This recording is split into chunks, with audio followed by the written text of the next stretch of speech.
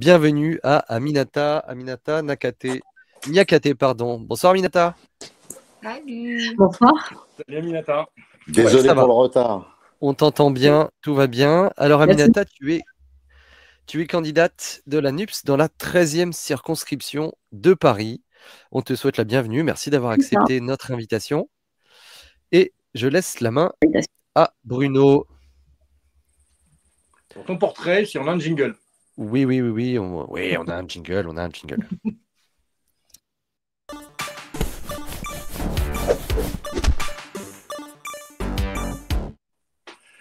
Aminata Niakate, bonsoir. Tu es candidate dans la 13e de Paris. Tu as 41 ans. Tu es avocate. Tu es présidente de Vivre Ensemble. Tu es élue à Paris. Tu étais avant élue à Vitry de 2014 à 2020. Tu te bats pour la justice et le droit des femmes. Tu cuisines merveilleusement bien le tièbe, mais je ne dirai rien pour ne pas me faire emmerder. Et ta première souvenir d'élection, c'était d'être déléguée de classe en 5e.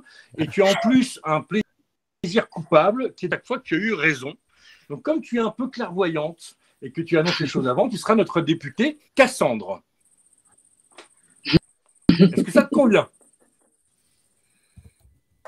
Ça me va parfaitement. Eh bien, parfait. Alors, du coup, on va passer à la question honteuse. Ça va peut-être moins t'aller. On lance tout de suite la question honteuse.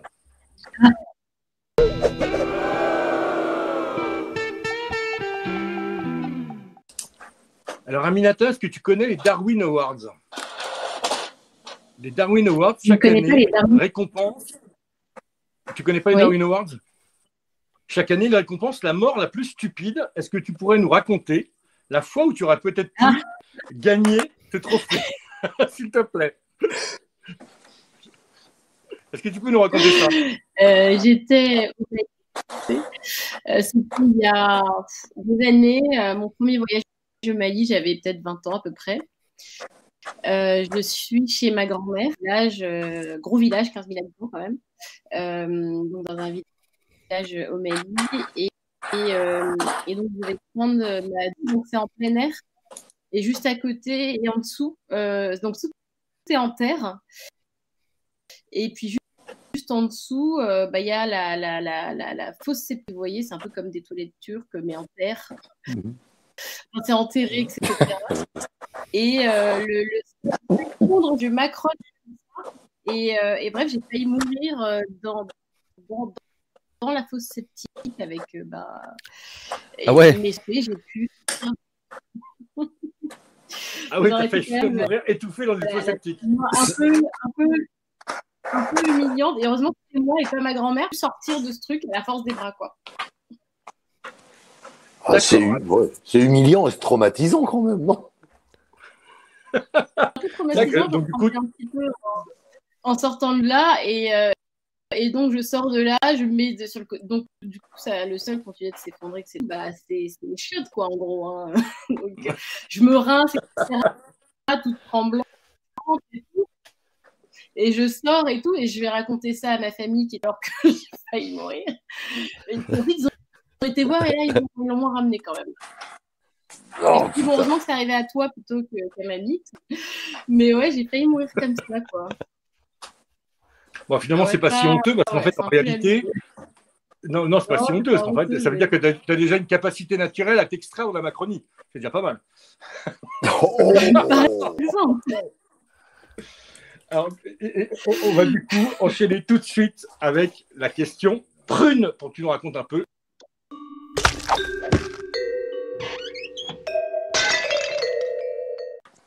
Donc, tu es qualifié dans la 13e de Paris. Comment ça se présente? Qui t'as en face et qui tu as derrière? Qui s'est réuni autour de toi? Alors, en face de moi, j'ai le candidat macroniste. Et derrière moi, j'ai la candidate à loin. J'ai le soutien d'une candidate animaliste sur l'autre circonscription, sur la circonscription d'à côté, la 12e circo, que je crois que vous recevez aussi ce soir. Oui. Et sinon, c'est à peu près tout. Alors, en face de moi, j'avais deux dissidents. Donc, j'imagine que c'est un électorat qui votera un petit peu pour moi, mais ils n'ont pas fait de grosses voix. Dans cet arrondissement qui est plutôt assez à droite quand même. 5 ans, c'était 2 duels de droite, enfin LREM et LR. Et voilà, donc ça faisait 10 ans qu'on n'était pas dans une élection comme celle-là. Donc on était hyper contents le soir des résultats, à un niveau pas forcément attendu. Donc tout cool. Mais après, j'ai pas énormément de réserves. Les scores, c'est 37% pour le 30 pour nous, 30 et demi. Et derrière, ça c'est aussi le candidat LR 100. Donc on écrase complètement le candidat LR, c'est quand même assez savoureux. Mais voilà. En nombre de voix. Je ne sais pas comment ils vont passer. En nombre de voix, ça fait combien de personnes à aller chercher? Bah, ça fait, le candidat me devance de 3000 voix. Et la dernière fois, le député avait été élu avec 20 000 voix. C'est le score de toute la gauche réunie au premier tour présidentiel. Donc, des électeurs de Mélenchon, de Jadot, de Roussel. Donc, le potentiel est là. Et on essaie d'aller chercher parmi les abstentions, dans les quartiers pop. Et on espère que le fait de nous voir aujourd'hui pourra peut-être rebooster. Et ton adversaire, lui, il a des réserves de voix dans LR ou pas du tout? Ils s'entendent bien je sais pas, je suis pas sûre qu'ils sont un peu divisés. Il y avait certains élus de la majorité municipale LR qui ont directement soutenu David Daniel au premier tour. Le maire a été très présent pendant la campagne. Donc il n'a pas du tout soutenu les candidats LR du 15e. Et puis là, il s'est fendu d'un tweet battre les extrêmes, alors qu'il me connaît depuis 3 ans au moins. Ouais, je suis plutôt quelqu'un d'assez républicaine. Donc, et ce qui était assez cocasse, c'était que le candidat LR de l'autre circo redit sur les réseaux sociaux en disant n'importe quoi, je me porte en fou. Ce sont des gens tout à fait républicains, je ne vois pas pourquoi on appellerait à voter. Donc ça, c'était le débat par à côté. Donc ça, c'était assez amusant à observer sur les réseaux sociaux. Tout petit point technique. Caro, coupe ton micro, en fait, on t'entend taper. Du coup, sur la caméra, Caro, tu nous entends. Non, mais je tape pas, mais... Ah, pardon. Pour cibler les jeunes, il y a Sébastien Nuguel qui est passé hier dans l'émission, qui a mis en place une campagne sur le premier tour. Il a généré un QR code qui a appelé une vidéo avec un lycéen qui parlait aux jeunes. Donc, c'est à disposition d'Entrée de Bourbon, si tu veux l'utiliser toi pour ton second tour, sur tes réseaux et voire même en tract. C'est à disposition sur un drive, on va le republier. Si tu veux l'utiliser, alors du coup, s'il y a une grosse abstention sur les jeunes dans ta circo, où est-ce que tu vas aller les chercher? Il n'y a plus vraiment de lycée, il y a le bac philo cette semaine, mais bon, c'est un peu court. Comment tu vas faire pour les contacter, ces jeunes-là? Entraînant dans les quartiers où ils traînent. Là, ce soir, typiquement, on était porte de Brancion. Il y a une espèce d'espace avec des ustensiles, enfin des machines, enfin c'est pas vraiment des machines, mais des trucs de sport, etc. Donc il y avait quelques jeunes avec lesquels j'ai traîné. On avait une petite coup à boire. Et du coup, quelques jeunes sont venus discuter avec nous, machin. Donc voilà, on va les voir là où ils sont. Pour l'instant, c'est aller voir là où ils sont, vraiment d'en parler à leurs copains, à leurs voisins, machin. On croise aussi les mères de famille, on leur dit parler, faites-les aller voter, etc., etc. Donc on traîne pour l'instant dans les quartiers où on a fait nos meilleurs scores et où malheureusement, là, vraiment pas trop, voilà, autour des quartiers plutôt populaires, etc. Et les espaces, les aires de défait, de sport avoisinants et où traînent les jeunes. Alors, toujours sur le registre des partages d'expérience, on a un candidat qui est un peu notre chouchou, qui est Gérard Poujade dans le Tarn, qui a suivi les conseils de Benoît Thiermarche, ici présent. Tu peux aller à la préf demander les coordonnées postales des électeurs de moins de 23 ans qui étaient inscrits sur les listes électorales pour pouvoir leur faire un courrier. Lui, il a généré un courrier spécifique pour eux. Alors bon, Gérard est complètement fou, parce que lui, il va leur porter à la main à chacun. Il est barge, mais tu peux poster dès demain, si tu veux, un courrier pour tous les moins de 23 ans, parce qu'on sait que l'abstention a été massive sur les plus jeunes. Et ça, c'est accessible à la préf, avec un peu de combat, tu peux le demander. Benoît lui avait conseillé, et lui nous a fait un très bon retour. A priori, ça a plutôt bien fonctionné. parce qu'il était loin d'être qualifié. En fait, il a réussi à se qualifier pour le second tour. Donc c'est une des astuces et ça lui permet d'enchaîner directement avec la question Bourbon. Si Benoît est prêt, la question.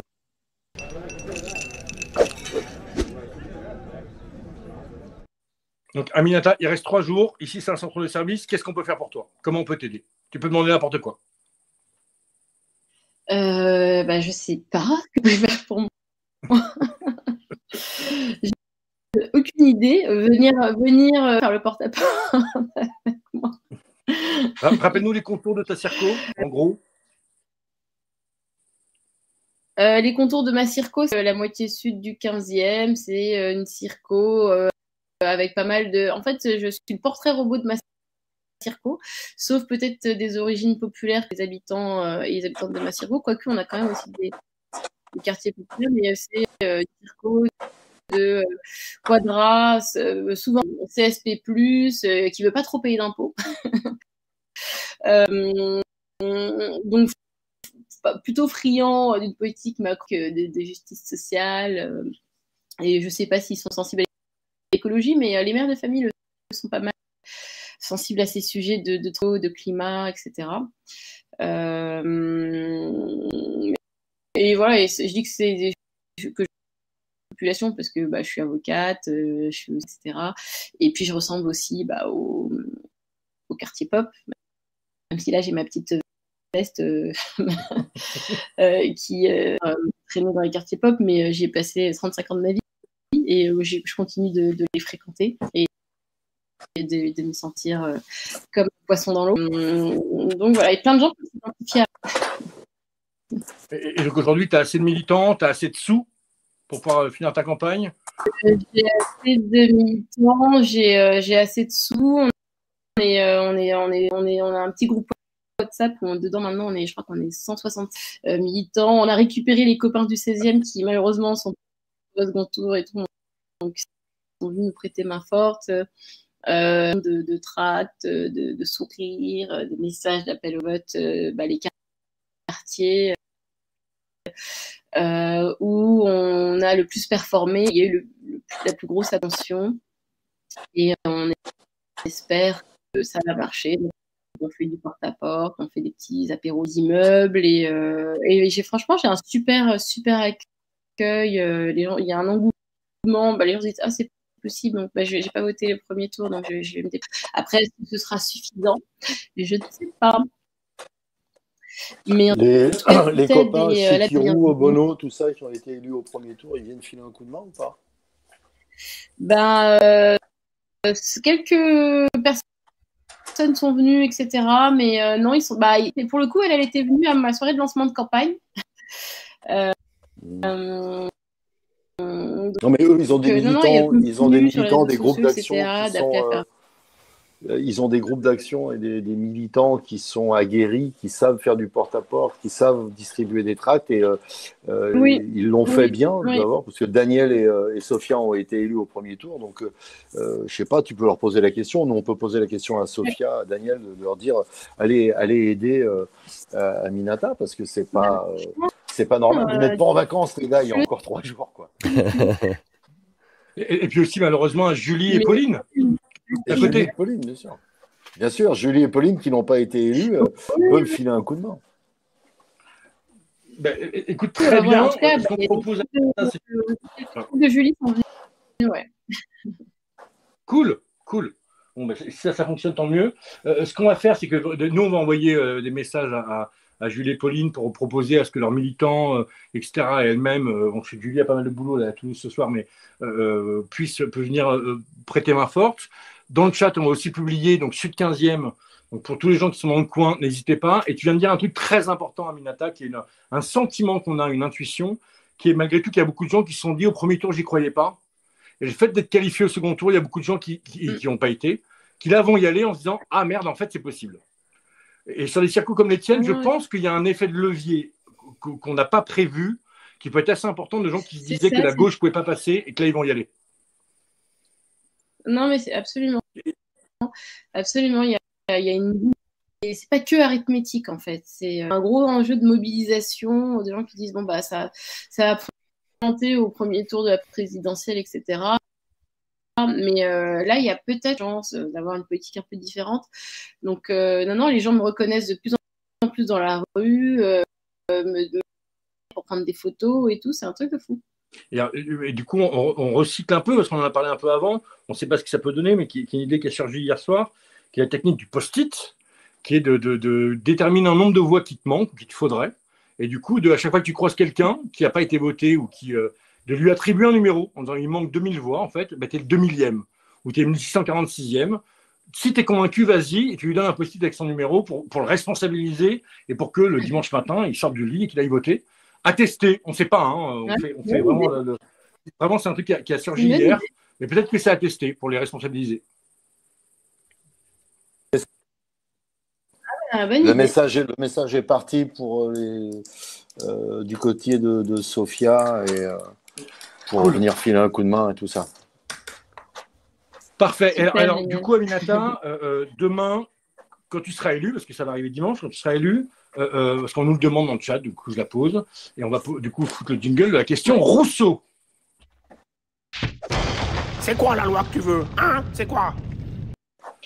Quelle équipe, quel professionnalisme, c'est incroyable. Demain, quand tu es élu, au vu de ta circo, toi, c'est quoi ton premier combat? La première mesure sur laquelle tu vas te battre? Mon premier combat, c'est un combat ancien, ça va être le milliard contre les violences faites aux femmes.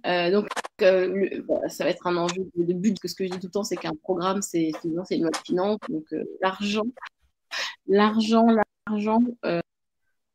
contre les violences faites aux femmes, énergétique des logements, parce qu'il y a un enjeu de qualité de vie, parce qu'il fait 15 degrés l'hiver, 35 degrés l'été.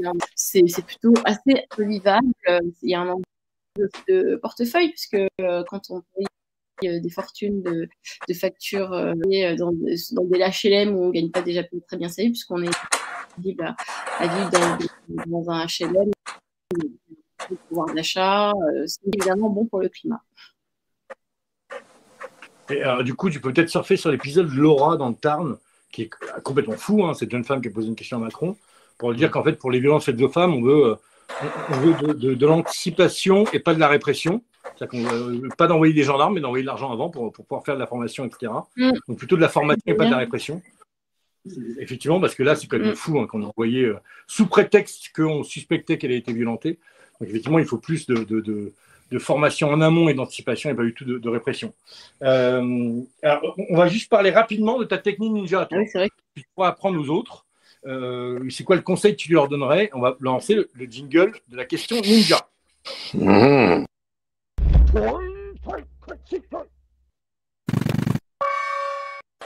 Alors là, l'idée, c'est que c'est le moment où toi, tu aides les autres.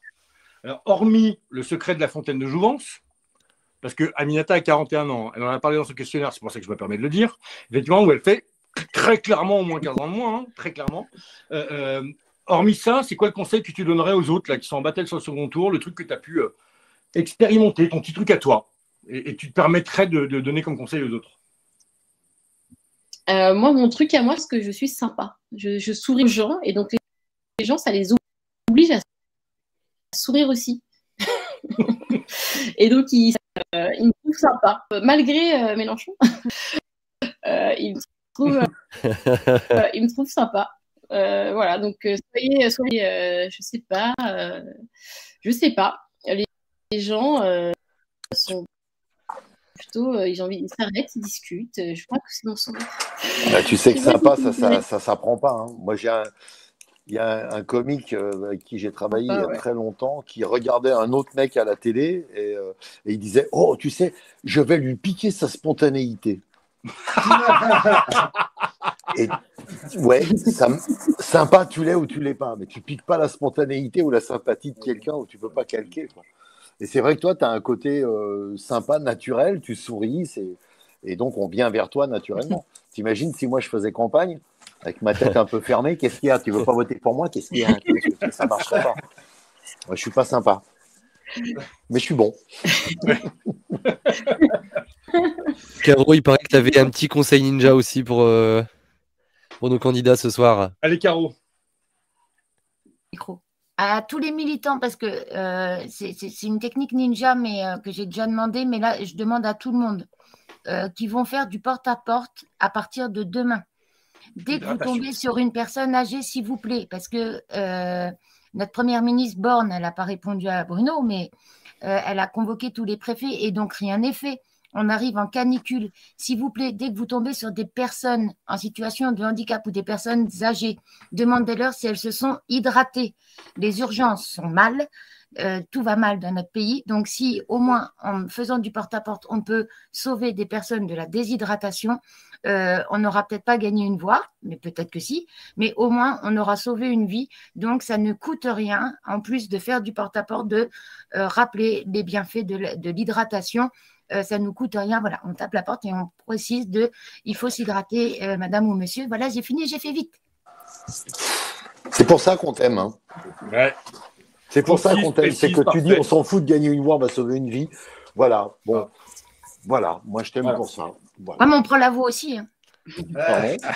Oui, on prend la voix, ouais. Mais enfin, si c'est une personne en situation de handicap qui n'est pas sortie depuis un an, tout ça, sortira pas plus. Et on peut proposer à la personne, si elle a besoin que quelqu'un vienne la chercher, l'accompagner à la mairie, pas le candidat. Mais si elle veut que quelqu'un l'accompagne, pour l'accompagner au bureau de vote, mais pas dans l'isoloir. Ça vire Tibéri.